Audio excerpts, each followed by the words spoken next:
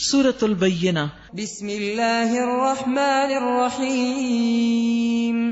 لم يكن الذين كفروا من أهل الكتاب والمشركين منفكين حتى تأتيهم البينة۔ بسم اللہ الرحمن الرحیم۔ لم يكن الذين كفروا من أهل الكتاب والمشركين منفكين حتى تأتيهم البينة۔ اہل کتاب اور مشرکین میں سے جو لوگ کافر تھے وہ اپنے کفر سے باز آنے والے نہ تھے جب تک کہ ان کے پاس دلیل روشن نہ آ جائے، یعنی اللہ کی طرف سے ایک رسول جو پاک صحیفے پڑھ کر سنائے جن میں بالکل راست اور درست تحریریں لکھی ہوئی ہوں۔ یعنی نبی صلی اللہ علیہ وسلم کے آنے کا مقصد کیا ہے وہ بتایا جا رہا ہے۔ پہلے جن لوگوں کو کتاب دی گئی تھی ان میں تفرقہ برپا نہیں ہوا، مگر اس کے بعد کہ ان کے پاس راہ راست کا بیان واضح آ چکا تھا اور ان کو اس کے سوا کوئی حکم نہیں دیا گیا تھا کہ اللہ کی بندگی کریں، اپنے دین کو اس کے لیے خالص کر کے بالکل یکسو ہو کر اور نماز قائم کریں اور زکوٰۃ دیں، یہی نہایت صحیح اور درست دین ہے۔ کون سا صحیح درست دین ہے؟ کہ جس میں عبادت اللہ کے لیے خالص کر کے کی جائے، کیونکہ اعمال کا دار و مدار نیت پر ہے۔ اہل کتاب اور مشرکین میں سے جن لوگوں نے کفر کیا وہ یقیناً جہنم کی آگ میں جائیں گے اور ہمیشہ اس میں رہیں گے۔ یہ لوگ بدترین مخلوق ہیں۔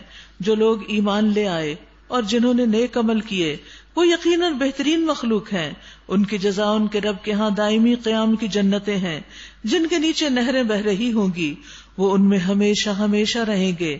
اللہ ان سے راضی ہوا اور وہ اللہ سے راضی ہو گئے۔ ذالک لمن خشی ربا، یہ اس شخص کے لیے ہے جس نے اپنے رب سے خوف کیا، جو رب سے ڈرتا ہو، کیونکہ جو رب سے ڈرتا ہے پھر وہ رب کی اطاعت کرتا ہے۔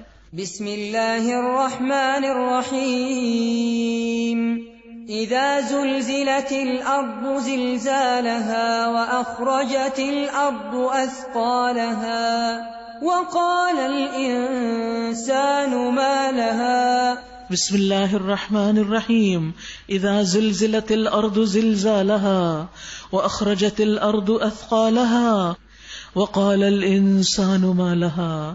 جب زمین اپنی پوری شدت کے ساتھ ہلا ڈالی جائے گی اور زمین اپنے اندر کے سارے بوجھ نکال کر باہر ڈال دے گی اور انسان کہے گا یہ اس کو کیا ہو رہا ہے۔ اس روز وہ اپنے اوپر گزرے ہوئے حالات بیان کرے گی کیونکہ تیرے رب نے اسے ایسا ہی کرنے کا حکم دیا۔ اس روز لوگ متفرق حالت میں پلٹیں گے تاکہ ان کے اعمال ان کو دکھائے جائیں، پھر جس نے ذرہ کے برابر نیکی کی ہوگی وہ اس کو دیکھ لے گا اور جس نے ذرہ برابر بدی کی ہوگی وہ اس کو دیکھ لے گا۔ یاد رکھیے اللہ کسی کی نیکی ضائع نہیں کرتا، خواہ وہ ایک ڈاٹ جتنی ہی کیوں نہ ہو۔ اللہ تعالیٰ قیامت کے دن انسان کو اس کا بدلہ دے گا۔ اور اسی طرح برائی بھی کر کے انسان بھول نہ جائے، چھوٹے چھوٹے گناہ اکٹھے ہو کر بہت بڑے بن جاتے ہیں۔ بسم اللہ الرحمن الرحیم۔ والعادیات ضبحا فالموریات قدحا فالمغیرات صبحا۔ بسم اللہ الرحمن الرحیم۔ والعادیات ضبحا فالموریات قدحا فالمغیرات صبحا۔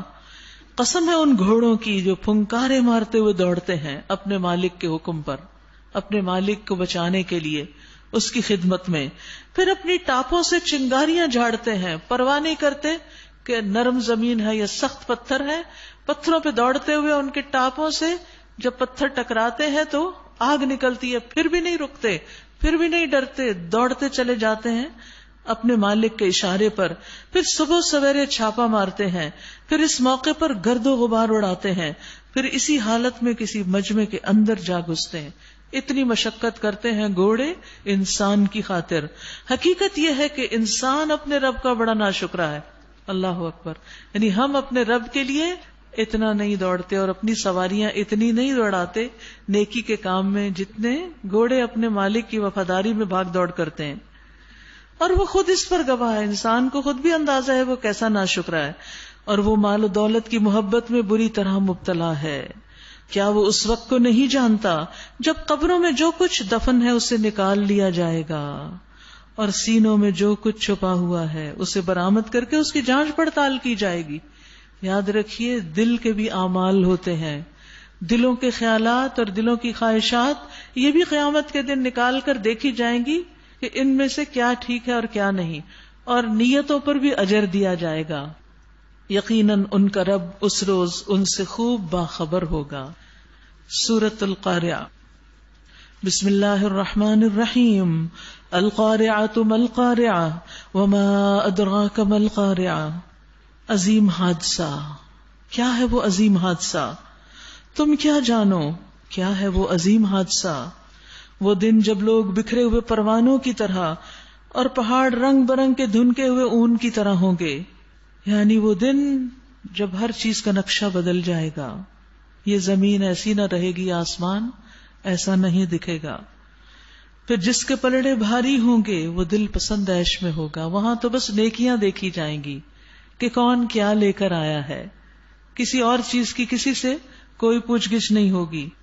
اور جس کے پلڑے ہلکے ہوں گے اس کی جائے قرار گہری کھائی ہوگی، جہنم.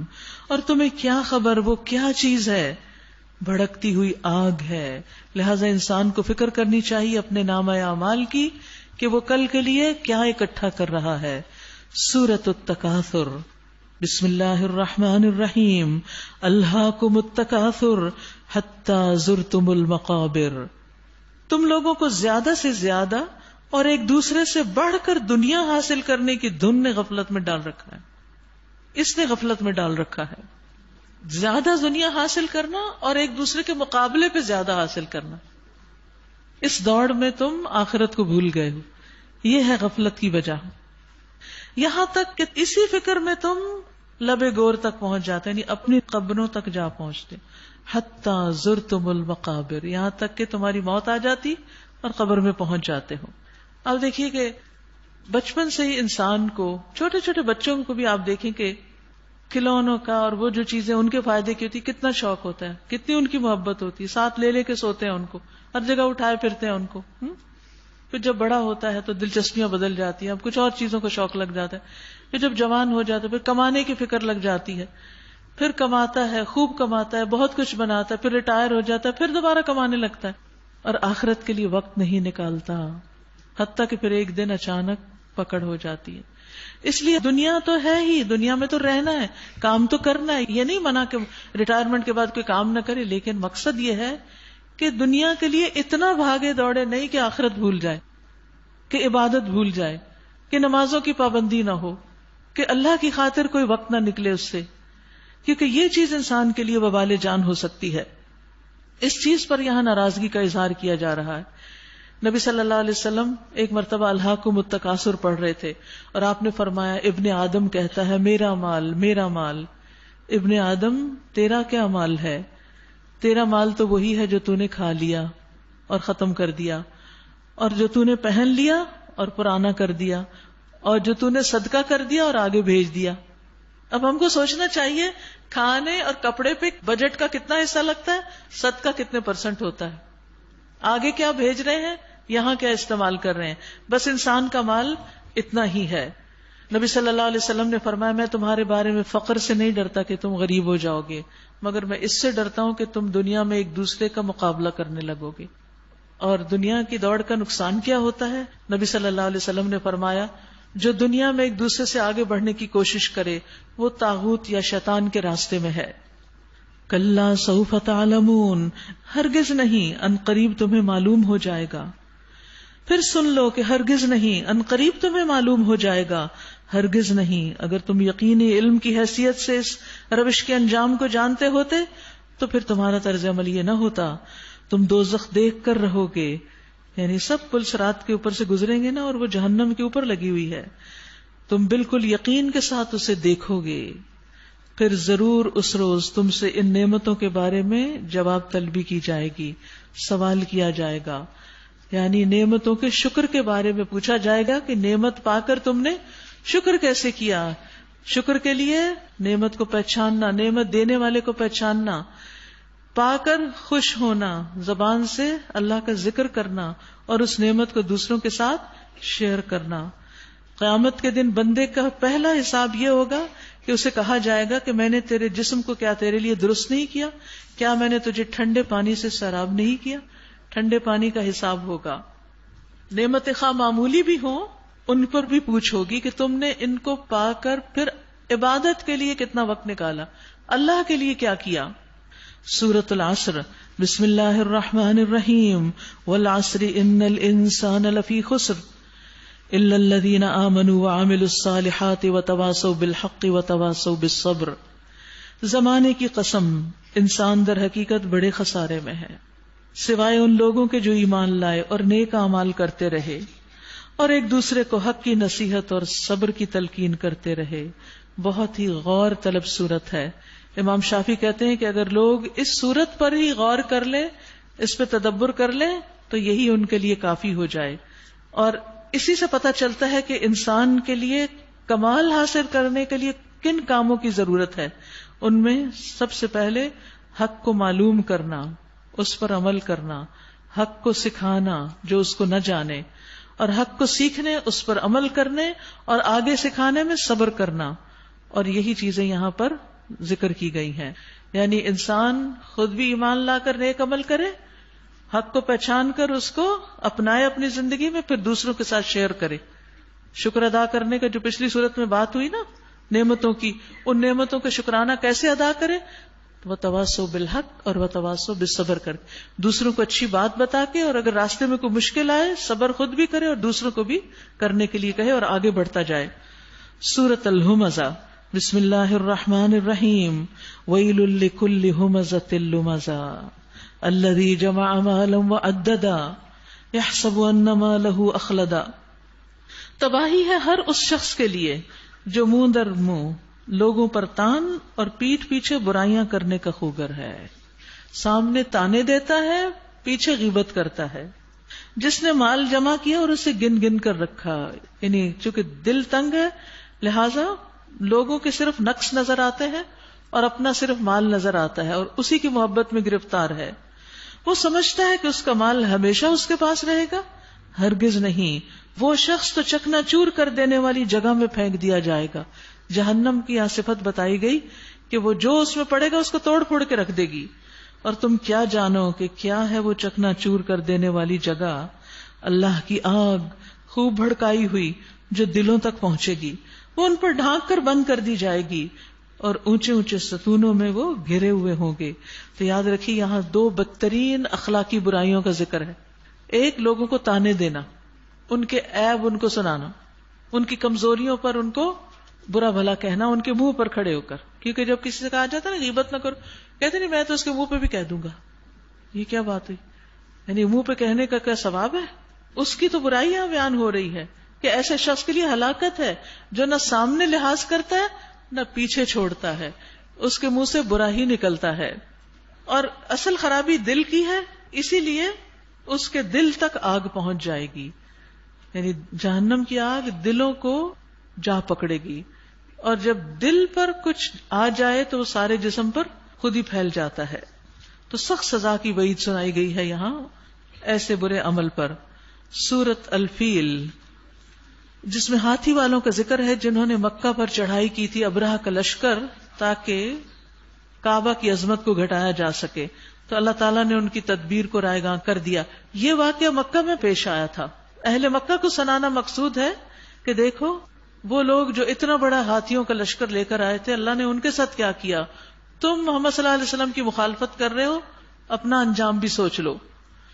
بسم اللہ الرحمن الرحیم. الم تر کیف فعل ربک باصحاب الفیل. کیا تم نے دیکھا نہیں کہ تمہارے رب نے ہاتھی والوں کے ساتھ کیا کیا؟ کیا اس نے ان کی تدبیر کو اکارت نہیں کر دیا اور ان پر پرندوں کے جھنڈ بھیج دیے جو ان پر پکی ہوئی مٹی کے پتھر پھینک رہے تھے، کیونکہ اہل مکہ تو خود مکہ چھوڑ کے بھاگ گئے تھے، پہاڑوں کی طرف نکل گئے تھے. پھر ان کا یہ حال کر دیا جیسے جانوروں کا کھایا ہوا بھوسا ہو. ان کے جسم یوں کٹ کے ٹوٹ کے پھٹ کے ادھر ادھر بکھر گئے، یعنی سارا لشکر تباہ ہو گیا. سورۃ قریش. بسم اللہ الرحمن الرحیم. لإیلاف قریش ایلافہم رحلۃ الشتاء والصیف. چونکہ قریش مانوس ہوئے، یعنی جاڑے اور گرمی کے سفروں سے مانوس، یعنی ان کو خاص نعمت دی گئی تھی کہ اہل مکہ جو تھے خاص طور پر یا اہل عرب تجارت پیشہ لوگ تھے. وہاں زمین کچھ نہیں اگاتی تھی اور کوئی انڈسٹری نہیں تھی, نہ فارمنگ تھی اور نہ ہی انڈسٹری, لہٰذا یہ بزنس کر کے اپنا گزارا کرتے تھے. تو بزنس کے لیے سردیوں کے موسم میں گرم علاقوں کی طرف جاتے, گرمیوں میں ٹھنڈے علاقوں کی طرف جاتے.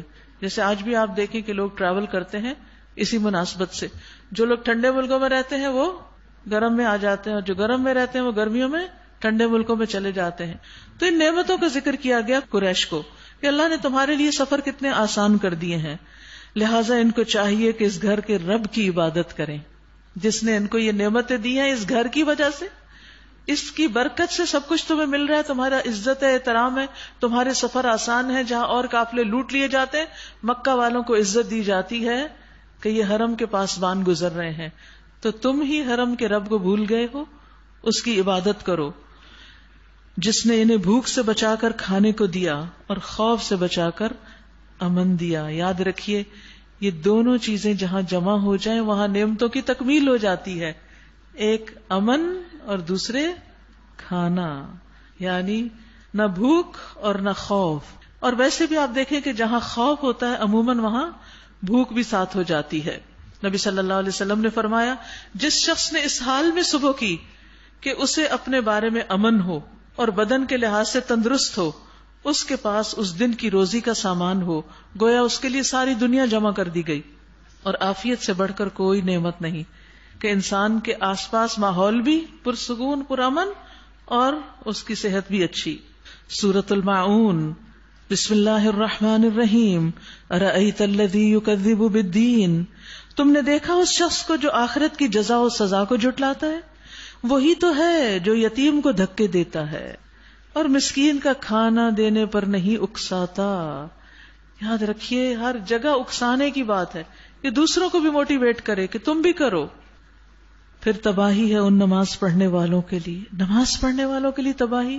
جی ہاں, جو اپنی نماز سے غفلت برتتے ہیں. اس کا کیا معنی ہے؟ اس کا معنی ہے جو نماز کے اوقات کی پابندی نہیں کرتے, یا تو بالکل ہی ادا نہیں کرتے, کبھی کی کبھی نہیں, کیونکہ کچھ پڑھنا کچھ نہ پڑھنا پڑے ہوئوں کو بھی ضائع کر دیتا ہے, اور یا یہ کہ اوقات کا دھیان نہیں رکھتے, بس آخری وقت میں 2-4 ٹکرے مار لیتے ہیں, فضول کاموں میں مشغول ہو کر نماز کے وقت کو ضائع کر دیتے ہیں. اور پھر نماز پڑھ کے بھی ایسے ہیں جیسے نہ پڑھی ہو, یا پھر یہ کہ نماز میں سجدے اور رکوع پورے نہیں ادا کرتے, نماز کے چور ہیں. تو ایسے لوگوں کے لیے ہلاکت کی خوشخبری دی گئی ہے. اور الذین ھم یراؤن, وہ دکھاوے کی نمازیں پڑھتے ہیں, سارے نیکی کے کام دکھاوے کے ہیں ان کے, اسی لیے ان کو پوری توجہ سے پڑھنے کی عادت نہیں ہے, وہ صرف خانہ پوری کرتے ہیں. وَيَمْنَعُونَ الْمَاعُونَ, اور معمولی ضرورت کی چیزیں بھی دینے سے گریز کرتے ہیں. یعنی جہاں دکھاوے کا موقع ہوتا ہے وہاں بڑے سے بڑا خرچ کر ڈالتے ہیں, اور جہاں کوئی دیکھنے والا نہیں ہوتا اور سخت ضرورت مند ان سے آ کے سوال کر لے تو اس پر ناراض ہو جاتے ہیں. معاون کہتے ہیں معمولی چیزیں, جیسے دیگچی, چمچ, چھوٹی موٹی چیزیں جو ہم سائے ایک دوسرے سے لیتے رہتے ہیں. نبی صلی اللہ علیہ وسلم نے فرمایا 3 آدمی ایسے ہیں جن سے اللہ قیامت کے دن بات نہ کرے گا اور نہ انہیں پاک کرے گا, اور ان کے لیے دردناک عذاب ہوگا. ان میں سے ایک وہ جس کے پاس راستے میں زیادہ پانی ہو اور وہ مسافر کو اس میں سے نہ پلائے, دوسرا پیاس میں تڑپ رہا ہے اور یہ روک کے بیٹھا ہوا ہے. سورۃ الکوثر. بسم اللہ الرحمن الرحیم. انا اعطیناک الکوثر فصل لربک وانحر ان شانئک ھو الابتر. اے نبی ہم نے تمہیں کوثر عطا کی, نہر کوثر بھی اور خیر کثیر بھی, بس تم اپنے رب ہی کے لیے نماز پڑھو. یعنی شکر کیسے ادا کرو؟ نماز پڑھ کر, اور قربانی کرو, تمہارا دشمن ہی جڑ کٹا ہے. تو یاد رکھیے نبی صلی اللہ علیہ وسلم کی خاص خصوصیت ہے, شرف ہے آپ کا کہ آپ کو اللہ تعالیٰ نے حوض کوثر عطا کیا, اور اس کی خوشخبری سن کر آپ خوش ہو گئے تھے. یہ وہ حوض ہے جس پر آپ کی امت کے لوگ قیامت کے دن پانی پینے کے لیے آئیں گے. آپ نے فرمایا مجھے کوثر عطا کی گئی, وہ ایک نہر ہے جو زمین کی سطح پر بہتی ہے, یعنی کنواں نہیں ہے بلکہ نہر کی شکل میں ہے. ایک اور روایت میں آتا ہے میں نے اپنا ہاتھ اس کی مٹی میں ڈال کر دیکھا تو وہ خالص کستوری تھی, خوشبودار تھی, اس کی کنکریاں موتی تھے. آپ نے فرمایا میرے حوض میں 2 پرنالے ہیں جو جنت سے پھوٹتے ہیں، ایک چاندی کا اور ایک سونے کا، جس سے جنت کا پانی اس حوض میں آتا ہے۔ آپ نے فرمایا حوض کوثر پر سونے اور چاندی کے پیالے ہوں گے، یعنی کپس جس میں آپ اپنی امت کو پلائیں گے۔ رسول اللہ صلی اللہ علیہ وسلم نے فرمایا میرا حوض عدن اور عمان کے درمیانی فاصلے جتنا بہت بڑا ہوگا۔ حوض کا پانی برف سے زیادہ ٹھنڈا، شہد سے زیادہ میٹھا، مسک سے زیادہ خوشبودار، اور اس کے کپس آسمان کے ستاروں کے برابر کثرت سے۔ اور جو حوض کوثر سے محروم رہ گئے پھر وہ ہر خیر سے محروم ہی رہیں گے۔ اور وہ کون ہوں گے؟ جنہوں نے دین میں نئی نئی بدعات ایجاد کر لی، ان کو روک دیا جائے گا، آپ کے پاس نہیں آنے دیا جائے گا۔ اس لیے بہت سوچ سمجھ کے دلیل کے ساتھ عمل کرنا چاہیے، ہر سنی سنائی بات کو دین نہیں سمجھنا چاہیے۔ اور پھر یہاں یہ بتایا گیا کہ آپ کے دشمن جو آج آپ کی مخالفت کر رہے ہیں یہ منہ کی کھائیں گے، یہ کامیاب نہیں ہوں گے، کامیابی آپ ہی کے لیے ہے۔ سورۃ الکافرون، قل یا ایھا الکافرون، یہ سورت جو ہے یہ شرک سے بری کرنے والی سورت ہے، 1/4 قرآن کے برابر ہے۔ اس سورت کو پڑھنے کے مواقع فجر کی سنتوں میں پڑھنا چاہیے، پہلی رکعت میں قل یا ایھا الکافرون اور دوسری میں قل ھو اللہ۔ مغرب کی سنتوں میں، وتر کی نماز میں، رات کو سونے سے پہلے، کیونکہ اس میں شرک سے برات ہے۔ بسم اللہ الرحمن الرحیم، قل یا ایھا الکافرون لا اعبد ما تعبدون ولا انتم عابدون ما اعبد۔ کہہ دیجئے کہ اے کافرو، میں ان کی عبادت نہیں کرتا جن کی تم عبادت کرتے ہو، اور نہ تم اس کی عبادت کرنے والے ہو جس کی میں عبادت کرتا ہوں، اور نہ میں ان کی عبادت کرنے والا ہوں جن کی عبادت تم نے کی، اور نہ تم اس کی عبادت کرنے والے ہو جس کی عبادت میں کرتا ہوں۔ تمہارے لیے تمہارا دین، میرے لیے میرا دین۔ تو اسلام دین جو ہے وہ دیگر ادیان سے مختلف ہے، اس کی اپنی پہچان ہے۔ ہمیں یہ دیکھنا چاہیے کہ کیا ہماری پہچان بھی ہمارا دین ہے یا نہیں۔ سورۃ النصر، بسم اللہ الرحمن الرحیم، اذا جاء نصر اللہ والفتح ورأیت الناس يدخلون فی دین اللہ افواجا فسبح بحمد ربک واستغفر انہ کان توابا۔ جب اللہ کی مدد آ جائے اور فتح نصیب ہو جائے، اور اے نبی آپ دیکھ لیں کہ لوگ فوج در فوج اللہ کے دین میں داخل ہو رہے ہیں، تو اپنے رب کی حمد کے ساتھ اس کی تسبیح کیجیے اور اسی سے مغفرت کی دعا کیجیے، بلا شبہ وہ بڑا توبہ قبول کرنے والا ہے۔ تو یہاں پر نبی صلی اللہ علیہ وسلم کی جب وفات کا وقت قریب آ گیا تو آپ کو یہ حکم دیا گیا کہ آپ اپنا مشن مکمل کر چکے ہیں، اور اب آپ اللہ کی عبادت کی طرف مزید متوجہ ہو جائیے، استغفار کیجیے اور اللہ کی تسبیح کیجیے۔ افضل کام جو ہے، نیکی کے کام، وہ استغفار پر ہی ختم کیے جاتے ہیں۔ جیسے نماز پڑھ کے ہم کیا کہتے ہیں؟ اللہ اکبر، استغفر اللہ، استغفر اللہ، استغفر۔ حج میں بھی ہم کیا کرتے ہیں؟ استغفار کرتے ہیں، اور اسی طرح دیگر اعمال میں بھی۔ تو نبی صلی اللہ علیہ وسلم کو اپنی آخری عمر میں کثرت کے ساتھ استغفار کی تلقین کی گئی اور تسبیح کی، حمد و ثنا کی۔ استغفار کے مواقع کون سے ہیں؟ سونے کے وقت خاص طور پر اللہم اغفر لی ذنبی واخسأ شیطانی وفک رہانی، یہ دعا جو سٹیکر میں بھی موجود ہے۔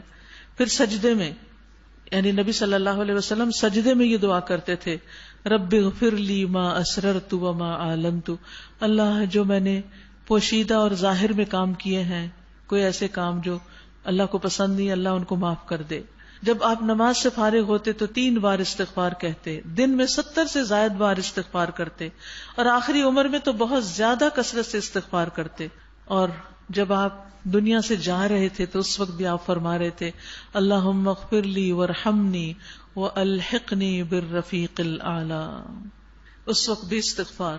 تو مومن کا شعار کیا ہے کہ جو کچھ بھی کر لے پھر بھی سوچے میں نے ابھی حق ادا نہیں کیا، اس لیے استغفار کرتا رہے۔ جب نبی صلی اللہ علیہ وسلم کو استغفار کا حکم دیا گیا تو پھر ہمارے لیے کیا ہے؟ کوئی نیک کام کر کے اپنے اندر کوئی بڑائی نہیں محسوس کرنی چاہیے کہ ہم نے بہت بڑا مارکا کر لیا، نہیں، معلوم نہیں کیا کیا کوتاہیاں ہوئیں، اللہ تعالیٰ ان کو معاف فرما دے۔ سورۃ اللہب، اس کو سورۃ المسد بھی کہا جاتا ہے۔ بسم اللہ الرحمن الرحیم، تبت یدا ابی لہب وتب ما اغنی عنہ مالہ وما کسب ٹوٹ گئے ابو لہب کے ہاتھ اور وہ نامراد ہو گیا. ابو لہب آپ کا سگا چچا تھا، لیکن دین کی مخالفت میں رشتہ داری کو بھی بھول گیا، لیکن بالآخر ناکام ہوا. آپ کا مشن مکمل ہوا اور آپ کے مخالفین کا مشن ناکام ہو گیا. اس کا مال اور جو کچھ اس نے کمایا وہ اس کے کسی کام نہ آیا. ضرور وہ شعلہ زن آگ میں ڈالا جائے گا، اور اس کے ساتھ اس کی بیوی بھی لگائی بجھائی کرنے والی، اس کی گردن میں مونج کی رسی ہوگی. یاد رکھیے، ابو لہب چچا تھا اور اس کی بیوی چچی تھی. یہ دونوں شوہر اور بیوی کفر پر اڑے ہوئے بھی تھے اور ایک دوسرے کے مددگار تھے کفر پر اور آپ صلی اللہ علیہ وسلم کی مخالفت پر، اور آپ کے ہمسائے میں بھی تھے. یہ جو کہا جاتا ہے نا کہ آپ کے دروازے پہ لکڑیاں اور کانٹے بکھیر دیے جاتے تھے، تو یہی کاٹ کے لاتی کانٹوں بھری لکڑیاں اور ایندھن. تو اللہ تعالیٰ نے اسی کی سزا کے طور پہ فرمایا کہ جہنم کا ایندھن اس کے لیے جمع ہو چکا ہے. وہ جو نبی صلی اللہ علیہ وسلم کے راستے میں بچھاتی تھی، آج اس کے لیے خود وبال جان ہے. وہ یاد رکھیے، شوہر اور بیوی کا آپس میں نیکی کے کام میں تعاون یا برائی کے کام میں تعاون یہ بہت معنی رکھتا ہے. جب دونوں کے خیالات میں ہم آہنگی ہوتی ہے اور دونوں مل کے کام کرتے ہیں تو بچوں کی تربیت بھی اچھی ہوتی ہے اور گھر کا سکون بھی برقرار ہوتا ہے. لہٰذا ہمیں خود اچھا کام کرنے کے ساتھ ساتھ اپنے گھر والوں کو بھی ساتھ لے کر چلنا چاہیے، یعنی دین کے راستے میں، ایمان کے راستے میں.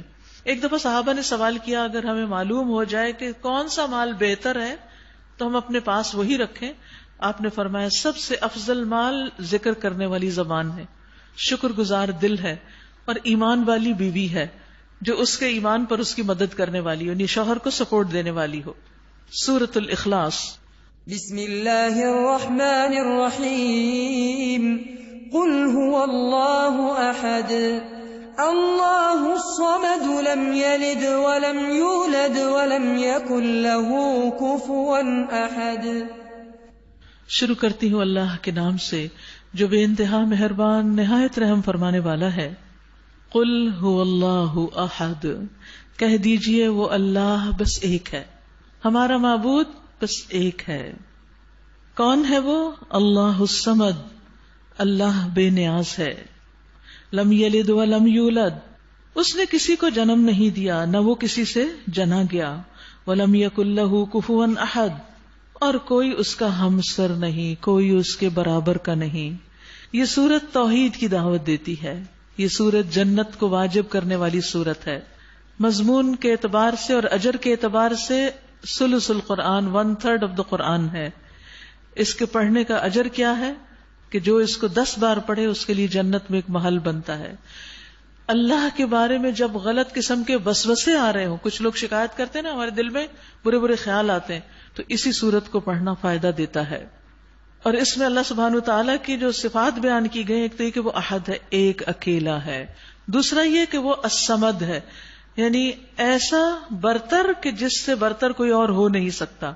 سب ضرورت میں اس کی طرف رجوع کرتے ہیں اور وہ ہر ایک سے بے نیاز ہے.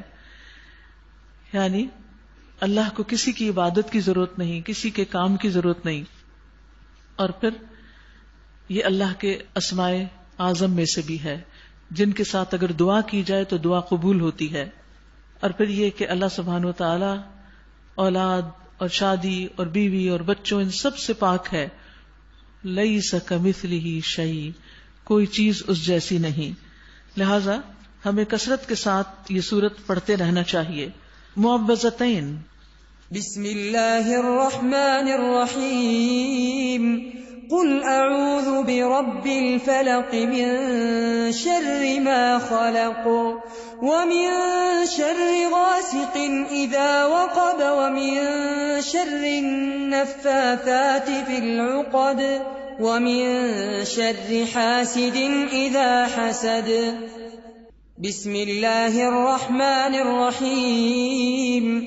قل اعوذ برب الناس ملك الناس الہ الناس من شر الوسواس الخناس الذي يوسوس في صدور الناس من الجنة والناس. معوذتین، وہ دو صورتیں جن سے پناہ طلب کی جاتی ہے، اللہ سبحانہ وتعالی کی حفاظت مانگی جاتی ہے.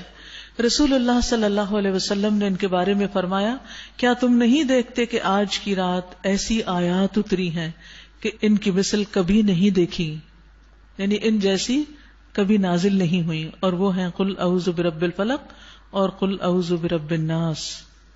یہ سب سے افضل تعوذ ہے. ابن عابس جوہنی کہتے ہیں کہ ایک مرتبہ رسول اللہ صلی اللہ علیہ وسلم نے مجھ سے فرمایا، اے ابن عابس، کیا میں تمہیں تعوذ کے سب سے افضل کلمات کے بارے میں نہ بتاؤں جن سے پناہ لینے والے پناہ لیتے ہیں؟ میں نے عرض کیا، یا رسول اللہ کیوں نہیں؟ آپ نے فرمایا، یہ دو صورتیں ہیں، یعنی الفلق اور الناس. ان دو صورتوں کے پڑھنے کے مواقع کون سے ہیں؟ رسول اللہ صلی اللہ علیہ وسلم نے عقبہ بن عامر کو حکم دیا کہ ہر نماز کے بعد ان کو پڑھا کروں، معوذات پڑھا کروں. اس میں پھر قل هو اللہ بھی شامل ہو جاتا ہے. اسی طرح صبح اور شام 3 بار. تو نماز کے بعد جیسے دعا آپ مانگ رہے ہوتے ہیں تو یہ صورتیں بھی پڑھ لیا کریں، اور اسی طرح صبح شام کی دعاؤں میں بھی.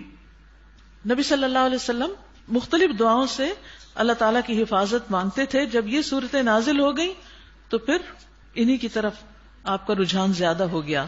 سورۃ الفلق، بسم اللہ الرحمن الرحیم، قل اعوذ برب الفلق من شر ما خلق.